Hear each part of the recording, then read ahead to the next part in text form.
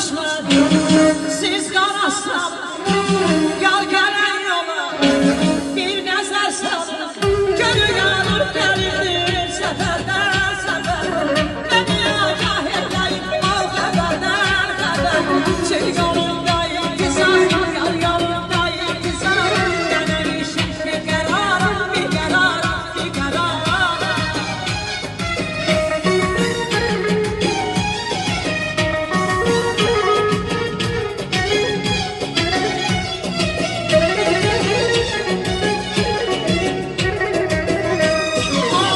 Kuşlar görsüz kalır,